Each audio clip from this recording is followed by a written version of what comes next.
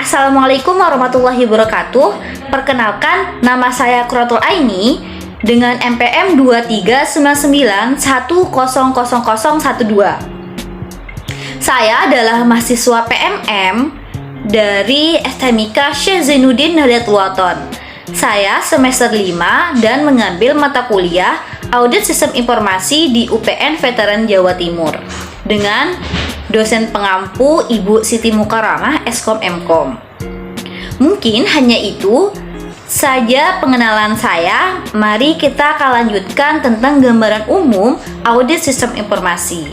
Oke, sekarang saya akan menjelaskan tentang gambaran umum audit sistem informasi.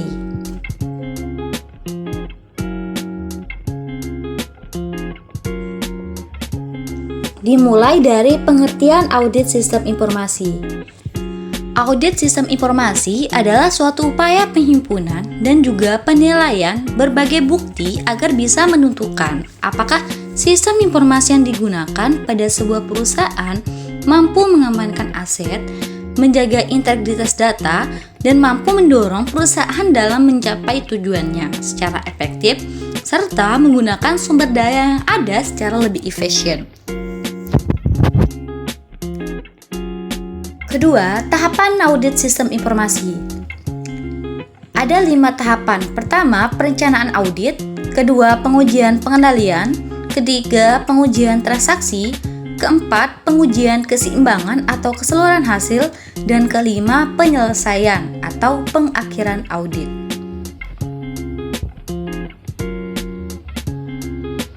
Fase pertama dari kegiatan audit sistem informasi adalah perencanaan. Untuk auditor eksternal, hal tersebut dilakukan dengan melakukan investigasi pada klien agar bisa mengetahui apakah pekerjaan auditnya bisa diterima, menempatkan anggota audit, menghasilkan perjanjian audit yang sudah ditentukan, menghasilkan informasi latar belakang klien, memahami masalah hukum klien, dan juga menganalisa prosedur yang ada agar bisa memahami bisnis klien dan mengidentifikasi risiko audit di dalamnya.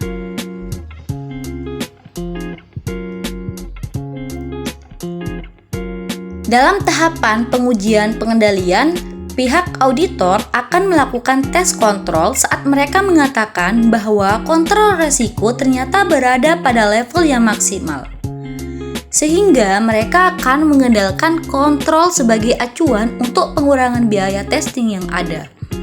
Dalam fase ini juga, pihak auditor tidak akan mengetahui apakah identifikasi kontrol sudah berjalan secara efektif. Untuk itu dibutuhkan evaluasi yang lebih detail. Ketiga, pengujian transaksi.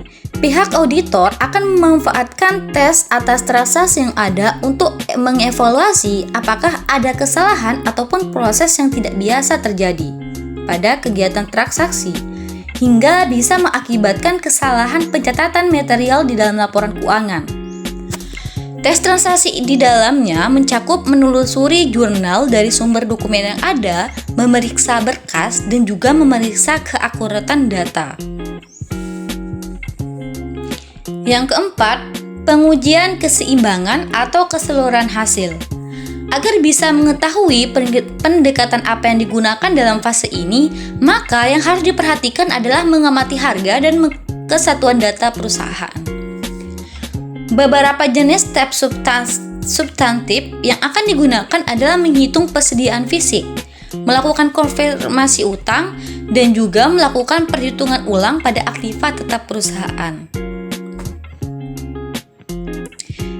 Tahapan terakhir yaitu penyelesaian atau pengakhiran audit.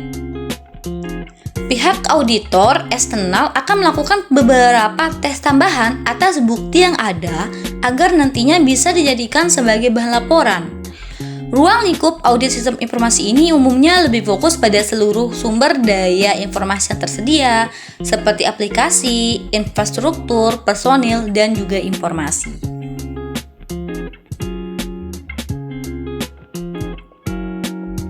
Yang ketiga, tujuan audit sistem informasi. Tujuan di sini ada 4, mengamankan aset, menjaga integritas data, ketiga menjaga efektivitas sistem, dan keempat menjaga efisiensi sistem.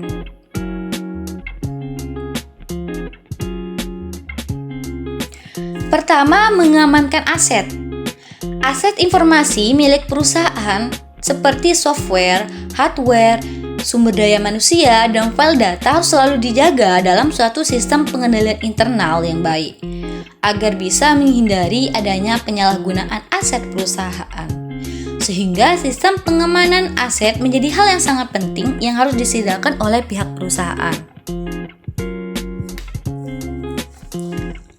Kedua, menjaga integritas data. Pada dasarnya, integritas data adalah salah satu konsep dasar yang terdapat dalam sistem informasi. Data itu sendiri terdiri dari berbagai atribut tertentu, seperti kebenaran, keakuratan, dan juga kelengkapan. Bila integritas data tidak bisa terpelihara dengan baik, maka suatu perusahaan tidak akan bisa lagi mempunyai hasil atau laporan yang baik. Bahkan sangat mungkin mengalami kerugian. Yang tiga, menjaga efektivitas sistem. Efektivitas sistem informasi pada suatu perusahaan memiliki peranan yang penting dalam proses pengembalian keputusan. Suatu sistem informasi dapat dikatakan efektif hanya jika sistem informasi tersebut telah sesuai dengan kebutuhan penggunanya. Keempat, menjaga efisiensi sistem. Efisiensi adalah suatu hal yang sangat penting saat suatu komputer sudah tidak lagi mempunyai kapasitas yang cukup, atau harus melakukan evaluasi lagi apakah efisiensi sistem di dalamnya masih cukup atau harus menambah sumber daya. Kenapa? Karena suatu sistem bisa dikatakan efisien bila sistem informasi di dalamnya mampu memenuhi kebutuhan pengguna dengan sumber daya informasi yang rendah. Oke. Dan jenis-jenis audit sistem informasi. Jenis-jenis audit sistem informasi ini dibagi menjadi dua. Pertama, audit sistem informasi laporan keuangan, dan kedua, audit operasional atau operational audit. Oke, kesimpulan. Kesimpulan dari gambaran umum itu, dengan adanya audit sistem informasi, maka dapat diperoleh gambaran apakah penerapannya sudah mencapai tujuan dan mencapai efektivitasnya. Audit sistem informasi tidak hanya menguji dari sisi biaya atas investasi di bidang tersebut, tapi juga menguji apakah pemanfaatannya sudah memenuhi standar-standar yang memadai.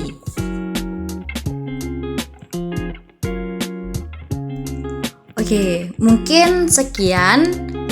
Hanya itu gambaran umum tentang audit sistem informasi yang bisa saya jelaskan.